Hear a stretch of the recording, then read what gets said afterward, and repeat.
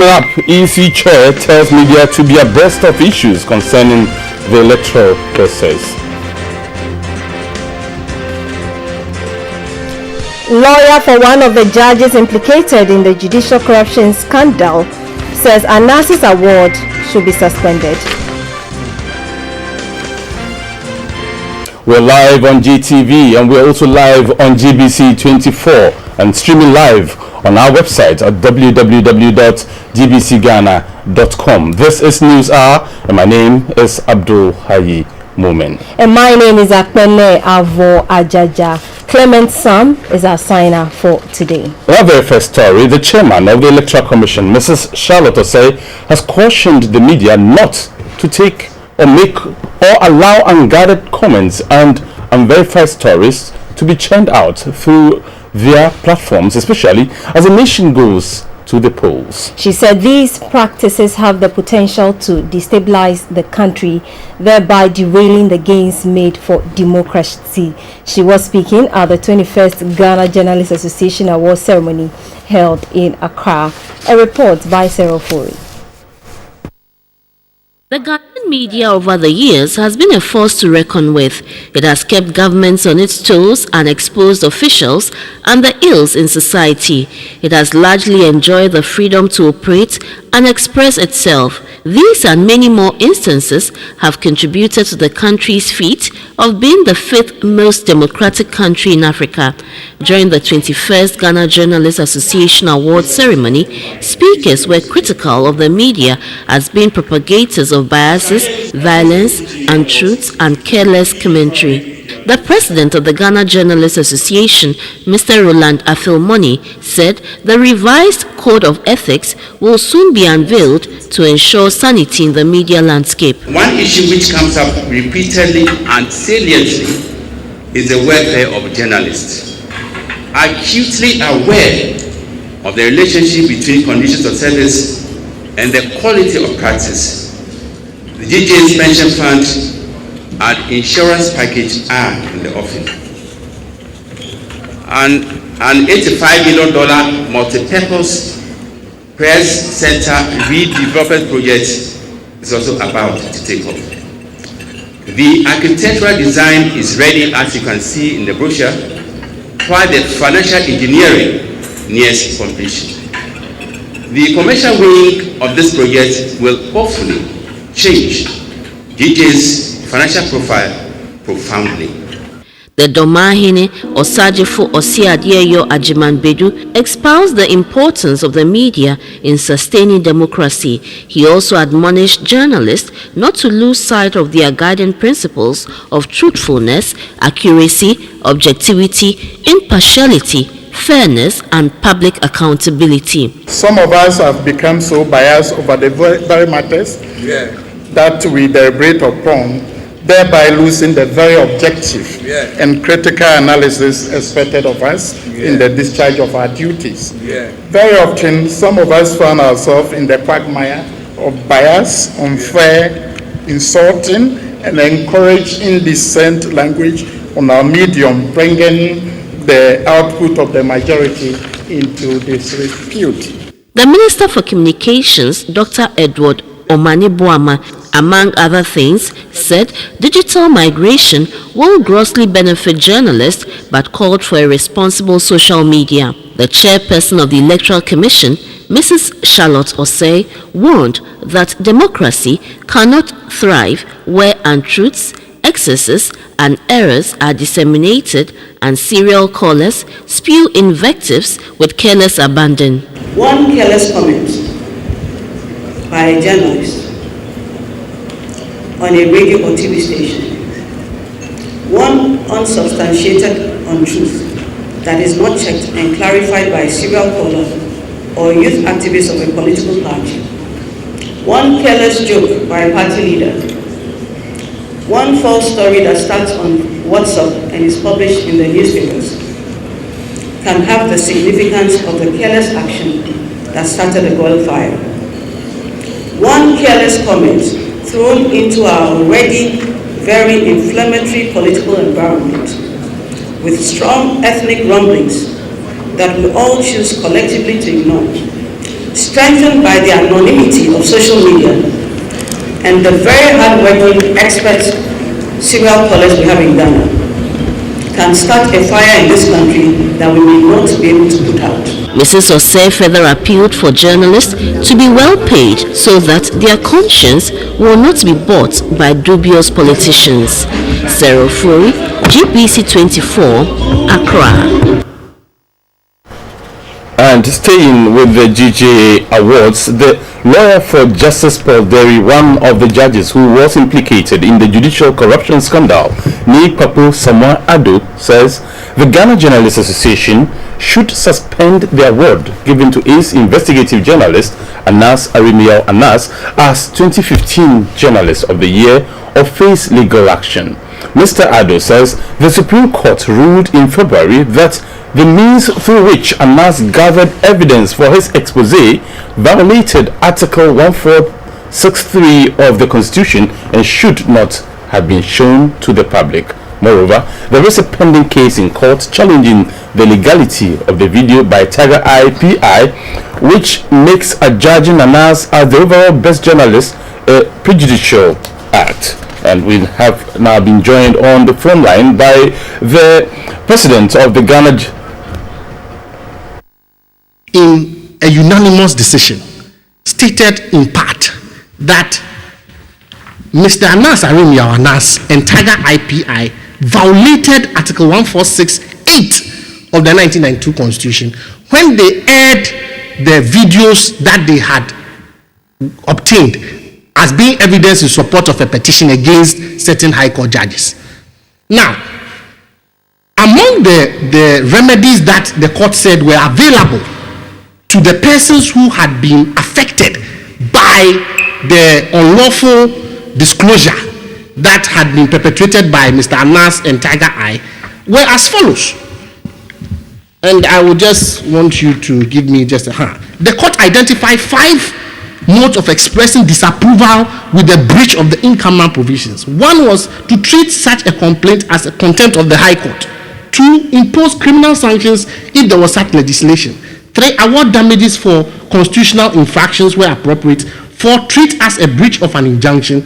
And 5, the person who is injuriously affected may sue in tort for defamation.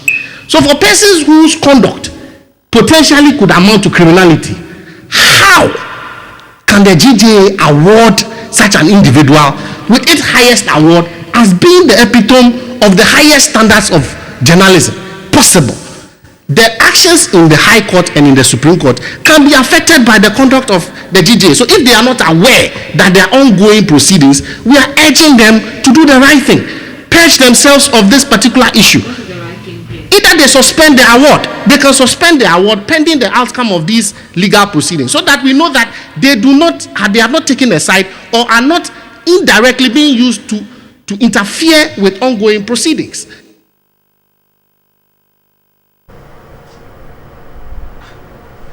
We'll now speak to the president of the GJA, Mr. Roland Afelmoni, who now joins us on the phone line. Very good evening to you, sir, and many thanks for joining us here on GBC24. First of all, if you have been listening to a lawyer for Justice Derry, Mr. Ado, he says that the GJA's decision to award Anas Arimiao Anas as the best journalist for the year 2015 amounts to prejudice, because that story is a story that is still being contended in court.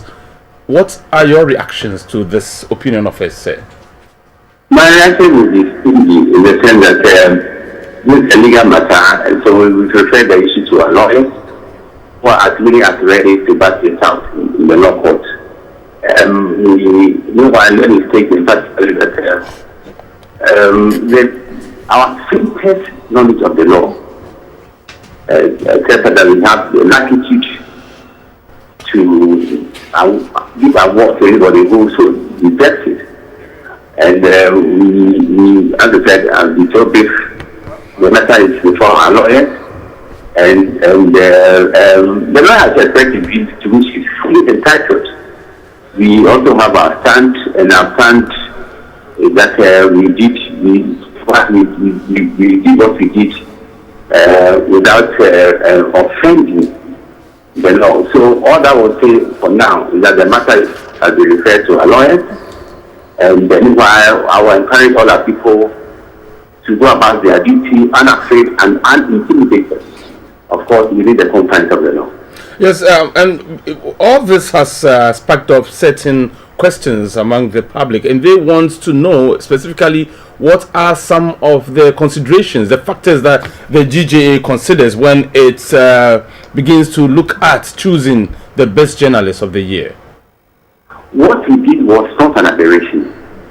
What we did was consistent with the patterns of awarding journalist of the year, and what we did was also not incongruous with the criteria set in choosing the best journalist of the year. We've heard that the lawyers are raising issue about the fact that Anas did not put in any nominations, but we can recall copiously that some of the best journalists who were so honored did not fire. And we did state from the outset that when it comes to best journalists and the most promising journalists, it is the association who decides. It is not the matter, it is not the number of entries you put in, but your track record, how impactful your stories are. So, and also your credibility as a journalist, because journalist of the year is not only the pinnacle of all the awards in this country, as far as journalism is concerned, but whoever is chosen reflects the character, the competence, the expertise of journalists in this country. So you need to go to be the face and voice of journalists in this country. Regardless of the quality of award, you go back and look at your body of works and not one or two entries which should be judged by the committee as being the best. You go back and look at your track record. So the track record plus the body of works plus your character will determine whether you so fit to wear the tag of the best journalist in Ghana.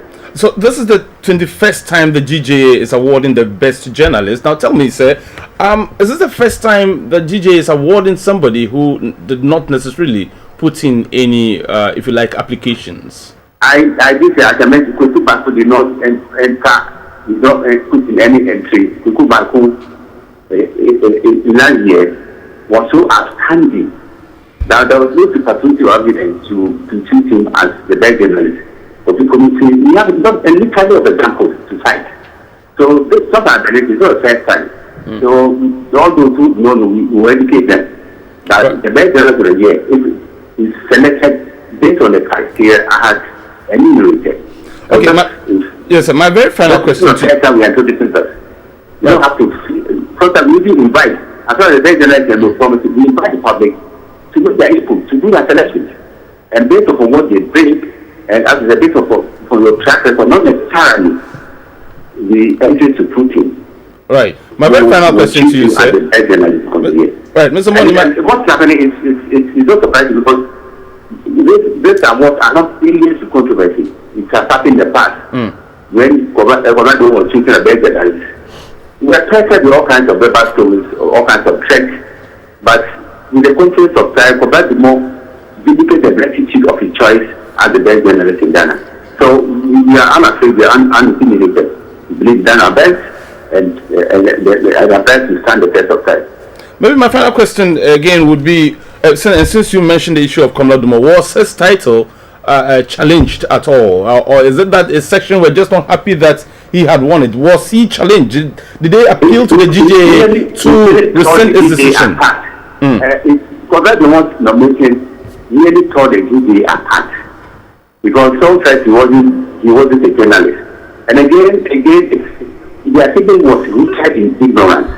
And our constitution states categorically, a member, someone, a journalist defines a journalist or a member as someone who has been seen, no one either in a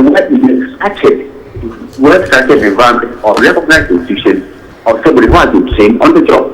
So you don't need a limited of degrees in the computer-related field before you can be called a journalist. But once you are in the business of receiving disseminating information, once you're in the business of casting news, presenting programs, want a cameraman and all that.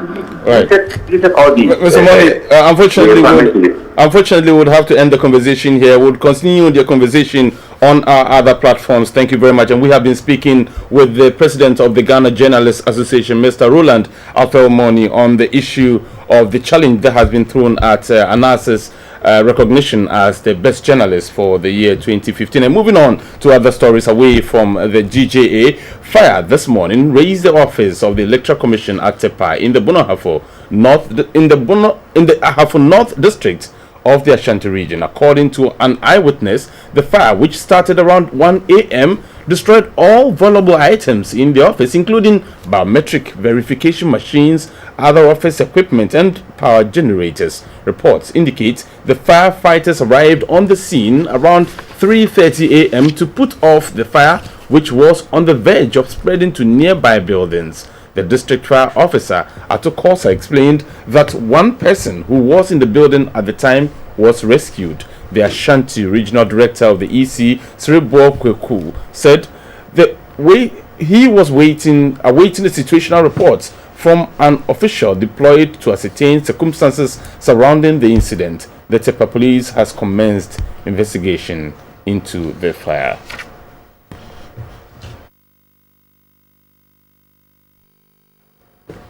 It's still news are live on GBC24. Officials of the Ghana Hajj Board have petitioned the Saudi Arabia Embassy in Ghana to readmit the 39 Ghanaian pilgrims repatriated for not meeting Saudi classification procedures. The spokesperson for the Hajj Board said the females under 40 years who were refused entry will be reclassified to ensure they have the opportunity to perform their religious rite. He confirmed the final batch of the 500 pilgrims will leave Accra tomorrow. The executive director of WANEP, Chukwuemeka Eze, says although the call on citizens in possession of firearms to voluntarily register is a step in the right direction, it is not an end in itself. He says it's time to critically look at the root cause of the proliferation of weapons in the country. His comments comes on the heels of the directive to owners of small arms to register their weapons without fear of being sanctioned.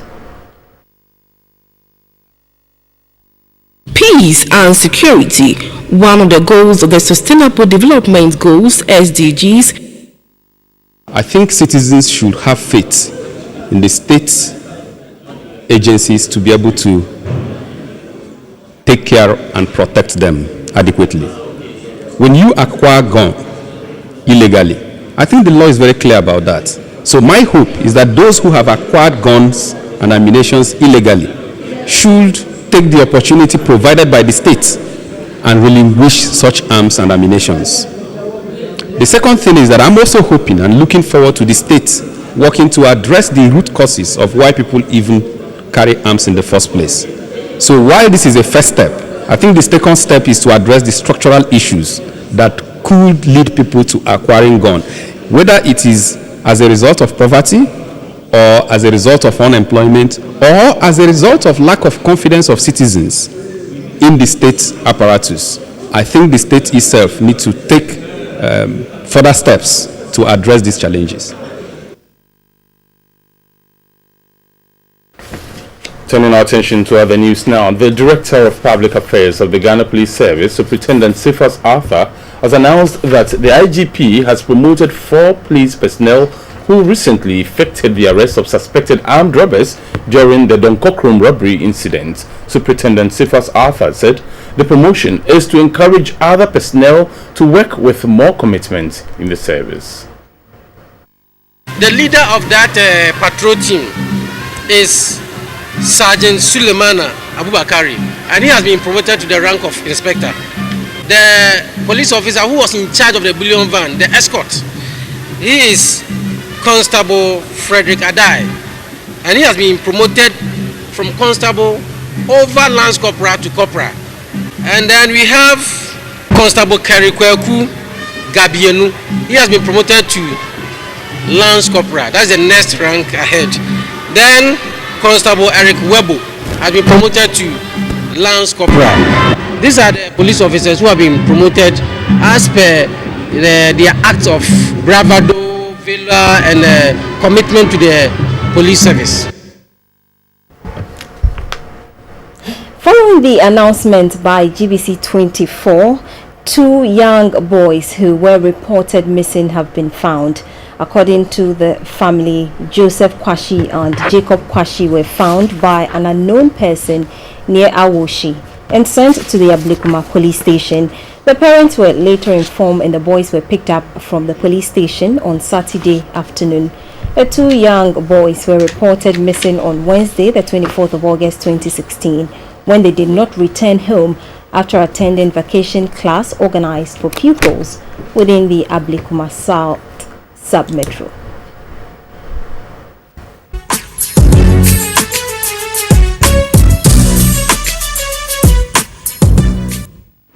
Hello, good evening and welcome. We are grateful to have you join us for some business update. I'm Dorothy Ajimai. Government has announced plans to issue an estimated 25.3 billion cedis between August and December this year. Out of that, 23.8 billion cedis is expected to be used to roll over forecast maturities, with the remaining amount of 1.4 billion cedis being fresh issuance to meet government's financing requirements. A statement from the Bank of Ghana said government aims at continuing the objective of prolonging its debt maturity profile by reducing short-term borrowing while issuing the 91 and 182-day bonds weekly. Per the new calendar, 60 million cedis will be issued every 2 weeks for the 1-year note through the primary auction. Settlement will occur on the first and third Mondays of each month. Also, the 2-year note will be issued monthly through the primary auction, with settlement occurring on the second Monday of each month, while the 3, 5 and 10-year issues will be done through the book building method, with settlement on the last Monday of each month. An amount of 400 million Ghana cedis for the 5-year bond will be raised this month through reopening of the existing 5-year bond at a coupon rate of 24.75%, with maturity at 19th July 2021 and settlement on 29th August 2016. Fidelity Bank was adjudged winner of the 15th edition of the Ghana Banking Awards in Accra. The bank also won the Corporate Social Responsibility and the Trade Deal Bank of the Year. EcoBank Ghana, winners of the 14th edition of the awards, was this time adjudged the best bank in the financial performance category. It was organized by Corporate Initiative Ghana, CIG. Since 2001, Corporate Initiative Ghana, CIG, has been organizing the Ghana Banking Awards with the aim of improving the quality of service delivery in the banking sector through healthy competition. This is expected to increase efficiency in the delivery of financial services to the banking population in the country. The Ghana Banking Awards is based on the opinions of customers collected through a survey in addition to other data gathered from the banks. Fidelity Bank was adjudged the best in the industry for the year 2015, ahead of 27 other banks shortlisted for the awards.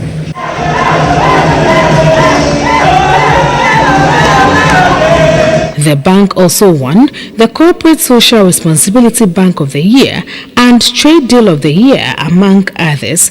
Winners of the 14th edition of the awards, EcoBank Ghana was adjudged Best Bank Financial Performance category. A Deputy Governor of the Bank of Ghana, Dr. Johnson Esiama, indicated that customers are key to the growth of the banking sector. That a significant proportion of customers have the perception that their banks do not provide helpful, proactive, and customized financial services to them. It will interest you to know that customers are usually open to being nudged, to being guided, and assisted in making better decisions. Yet most banks have not shown the ability to harness the power of broad customer relationship information to deliver real value to their customers beyond traditional product silos. Some of the award winners spoke to GBC24. This year, we kind of felt that we win it because last year our financial performance was very, very strong. Our trade business was very strong also, and therefore we kind of felt that we were there, and I'm happy we've won it. We've won it for our customers and we've won it for our staff as well. It is just a testimony of what we are doing very well. It means that we have moved from just providing services to providing solutions to our clients.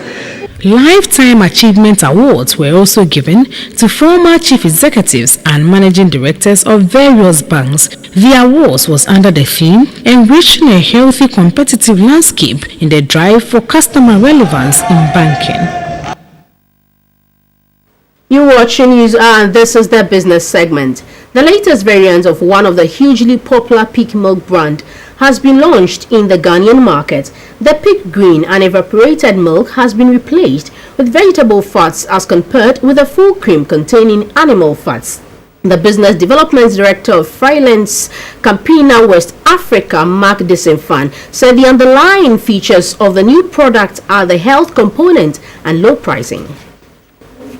Friesland Campina is one of the top 6 dairy companies in the world. It is based in Holland and collects milk from more than 19,000 farmers who are shareholders of the company. The company processes more than 10 billion liters of milk annually. Through one of its flagships brand present in Ghana, Peak, the company finds expression in Francophone West African countries. The milk is segmented in 4 categories: evaporated milk, instant milk powder, sweetened condensed, and fresh ultra heat treated. The latest addition, Peak Greenfield evaporated milk, hopes to provide greater satisfaction and better health because it has low cholesterol, contains vegetable fats, and it's relatively cheaper. The marketing manager of Friesland Campina West Africa, Wilfred Assi, said the launch has come in good time with a different taste targeting every member of the family for greater satisfaction. What makes Peak Green different from the other product you have on the market is that we're coming with a variant that is beneficial for everybody in the house. For the mom, it will give her the low cholesterol intake she needs. The boys, the kids in the house, the girls, all the children, it will give them a great taste because we all know that kids want food that tastes good for them. And the breadwinners, most of the time, is the father. The company plans to make heavy presence in Accra, Kumasi, Takoradi, Sunyani, and Tamale as parts of distribution across the country. The Business Development Director of Friesland Campina West Africa, Mark Desenfan, said since the company's establishment over 75 years ago, it keeps serving consumers with quality products, hence the launch of Peak Green. Look, Peak Green brings all the nutritious value of milk. It is rich in protein, it has 24 vitamins and mineral. The only thing we've done for Peak Green is to replace the animal fat by vegetable fat with no cholesterol. So all in all, Peak Green is offering all the great tastes of Peak, all the nutritional value of Peak, but without cholesterol. The new Peak Green product is packaged in a tin weighing 170 grams. The recommended retail price is 1 cedi, 80 pesos per tin. Let's see the performance of the local currency on the interbank market.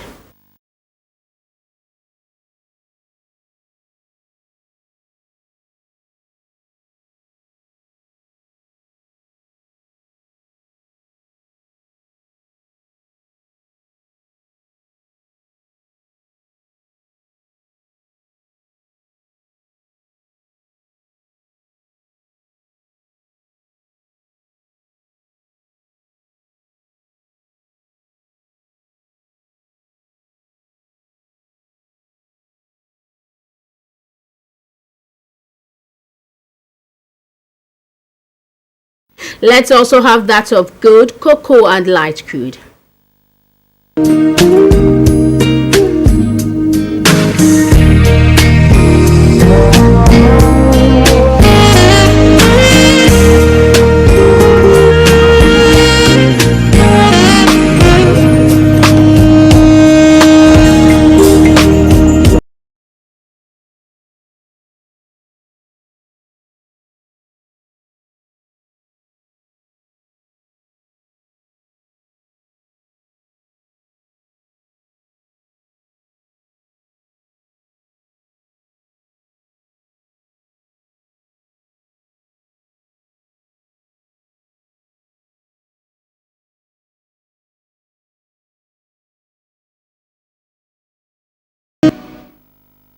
This segment was brought to you by Airtel and Ernest Chemist. Coming up is insurance news.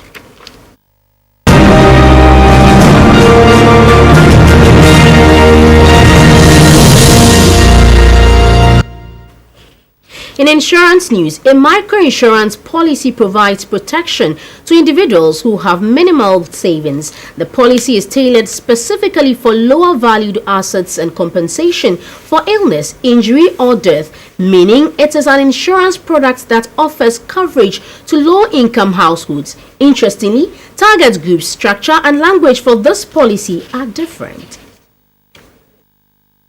Microinsurance is a financial service besides savings, credit and cashless payments which those in the lower income bracket use to manage their risk.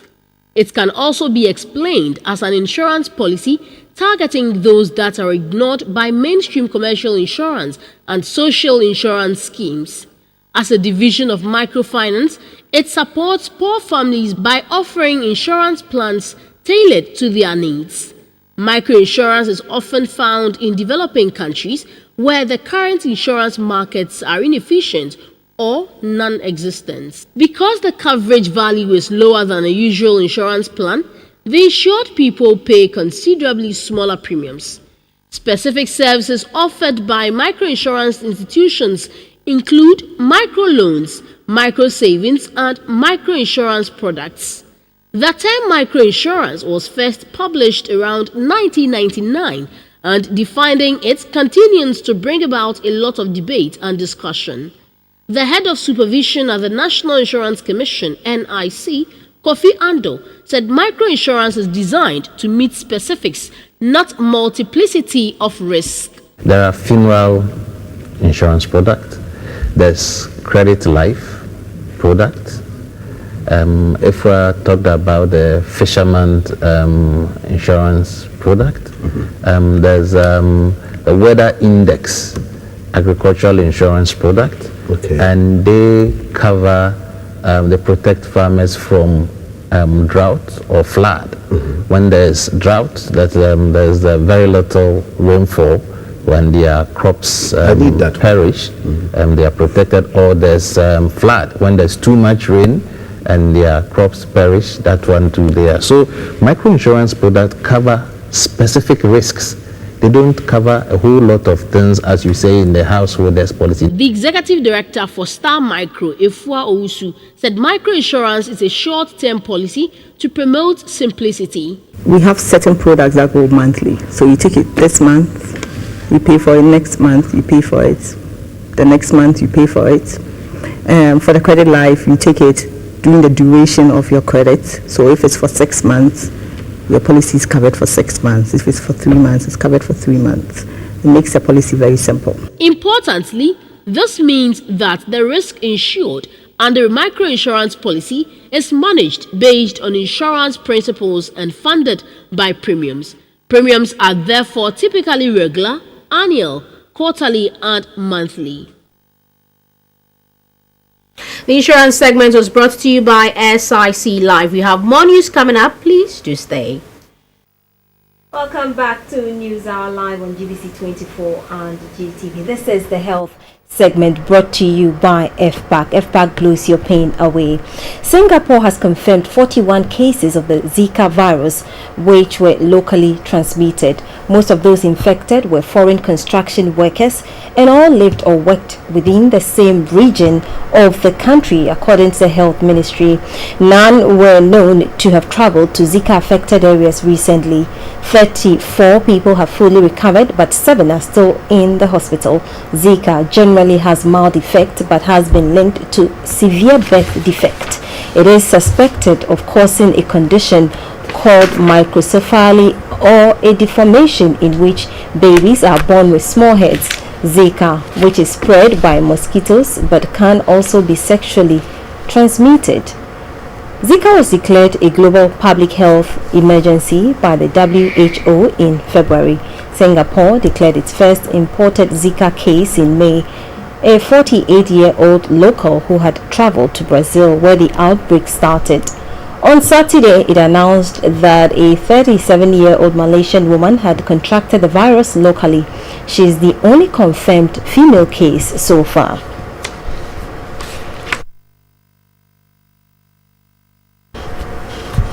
The world's first cancer vaccine was administered in Australia exactly 10 years ago.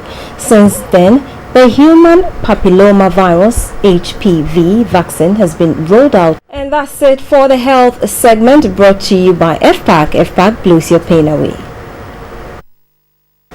And just before we tell you what's happening in other parts of the world, let's return to our earlier story where the officials of the Ghana Hajj Board have petitioned the Saudi Arabia embassy in Ghana to readmit the 39 Ghanaian pilgrims repatriated for not meeting Saudi classification procedures. The spokesperson for the Hajj Board, Al-Haji Al-Hassan Suhini, says the females under 40 years who were refused entry will be reclassified to ensure they have the opportunity to perform their religious rites. He confirmed the final batch of 500 pilgrims will leave Accra later tomorrow.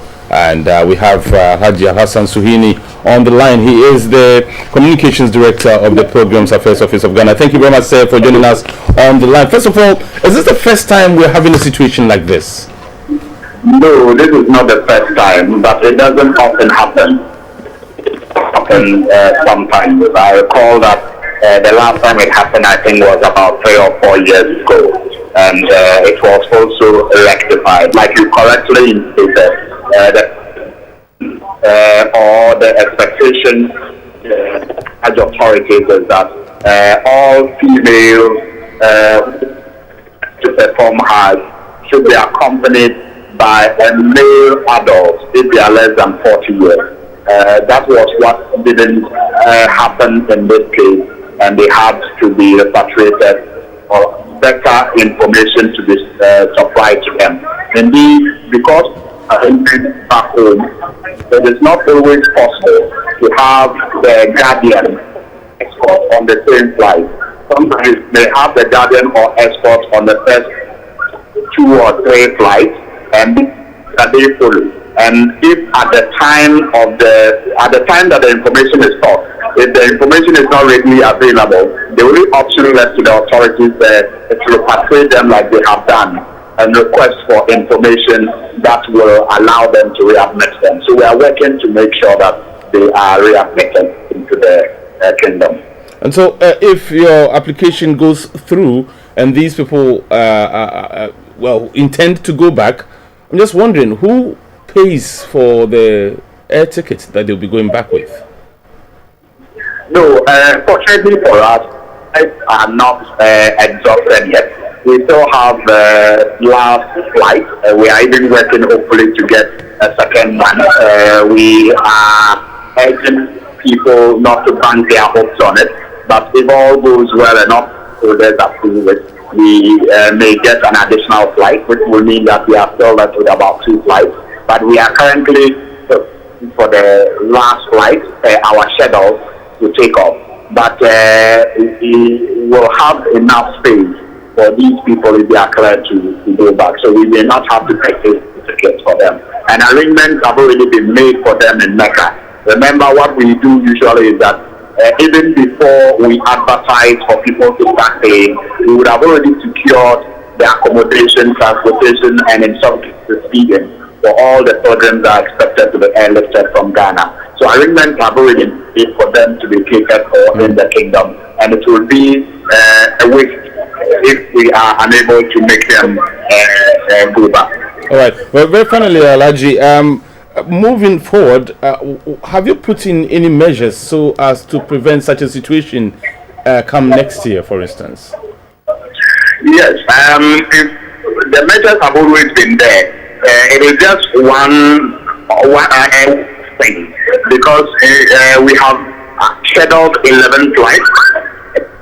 9 of the flights went without any incident. It was the 10th flight that had left. It tells you that we are operating a human institution, and sometimes the system can, result in some of these cases, especially when people get tired, because the information was there, but it was not really provided at the time that the authorities, were seeking it. And so the only option left for them was to repatriate them. But we have enjoyed some good support from the Saudi authorities so far. That is the embassy here in Ghana is working closely with our chairman of the Rural Council, and we are very confident that when this is resolved, the people will be readmitted. All right. Thank you very much, Alhaji Alhassan Suhini, who is the Communications Director of the Programs Affairs Office of Ghana, and he has been explaining to us what they are doing to return those 39 affected people back to the Kingdom of Saudi Arabia. And moving on to other stories from across our borders, Brazil's suspended President Dilma Rousseff has defended her record during impeachment trial in the Senate. Theophilus Sampa standing by with sports news.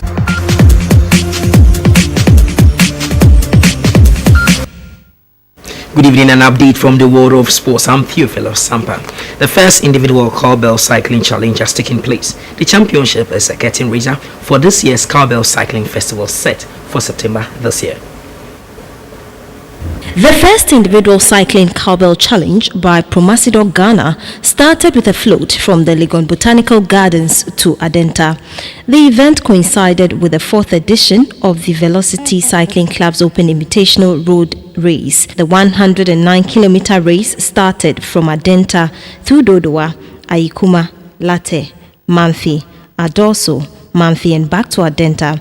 Cyclists from clubs including Die Hard, City Migro, Youngsters, Velosta, River Park, among others.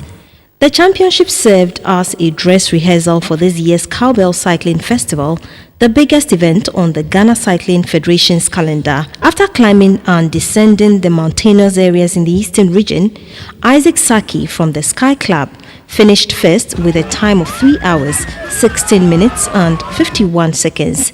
He was followed by Michael Agboglan and Solomon Tego, all from Guten Club. There were prizes for the first to the 10th positions. It ranged from cash to souvenirs.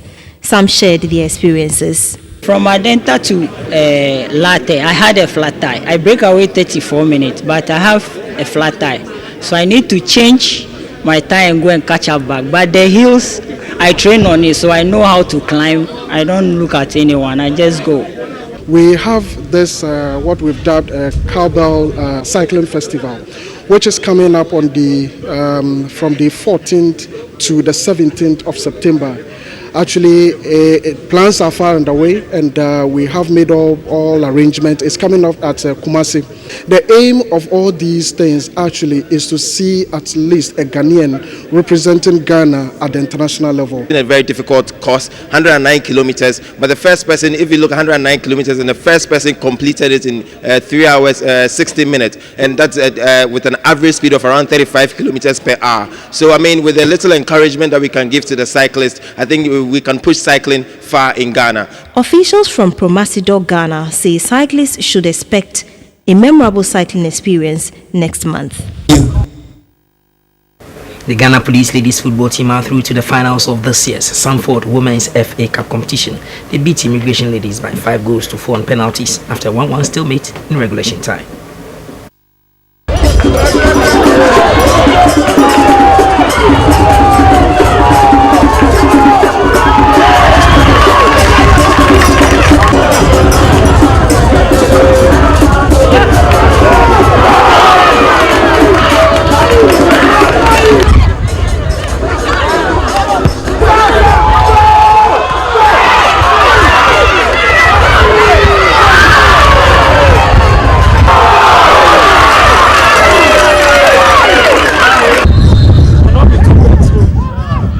So you join Sports Allied for more details of this particular development in the Women's FA Cup. Now, the senior national B soccer team, the Black Sharks, recorded a vital away win in the first leg of qualifiers for this year's Cup of Nations for B soccer. The Sharks beat their Kenyan counterparts by 10 goals to 3. The 2016 Millennium Marathon is dubbed Africa on the Run, a Pan-African race in promotion of healthy lifestyle and peace. This year's edition is expected to give momentum to the continent's drive at the United Nations Sustainable Development Goals. The premium is on good health and security. Well, sorry for that wrong insert there, but let's go on. And 9 ambassadors from different countries have been outdoored as the ambassadors for this year's Millennium Marathon.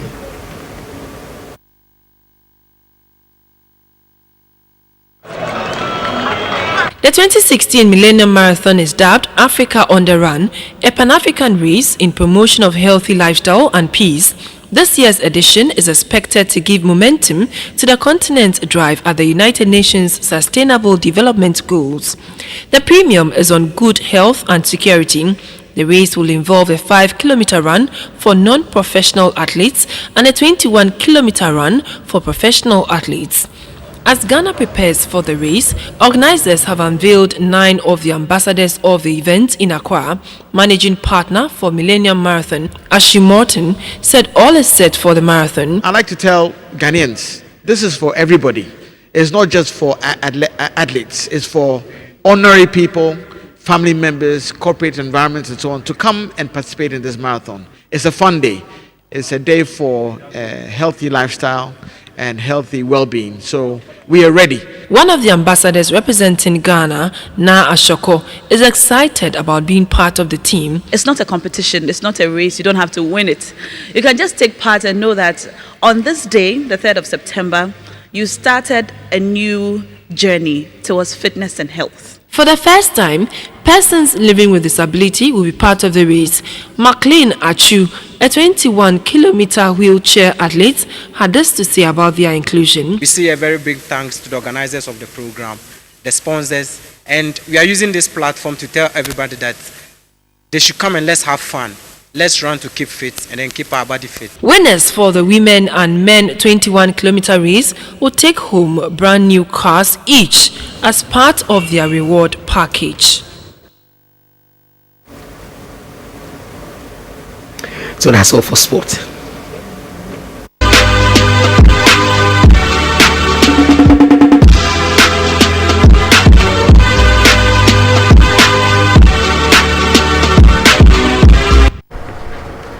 Let's do some arts news now. The maiden edition of the Makeup Awards ceremony has been held in Accra.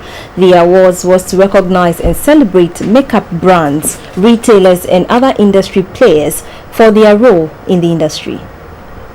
Nominees contested for this year's Makeup Awards in 15 categories: Makeup Artist of the Year, Best Special Effects Makeup Artist, Best Editorial Makeup Artist, Best Bridal Makeup Artist, Best Celebrity Makeup Artist, Most Promising Makeup Artist, Best Television Makeup Artist, and Makeup Beauty Brand of the Year.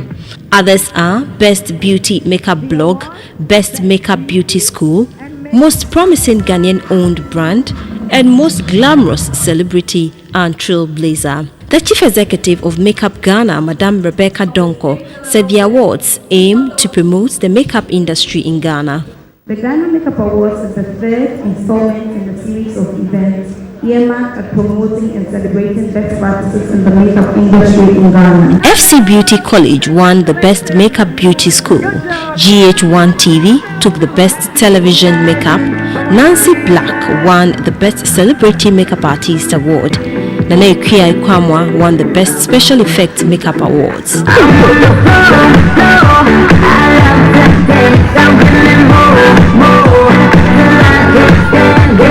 Becca thrilled the audience with some of her songs.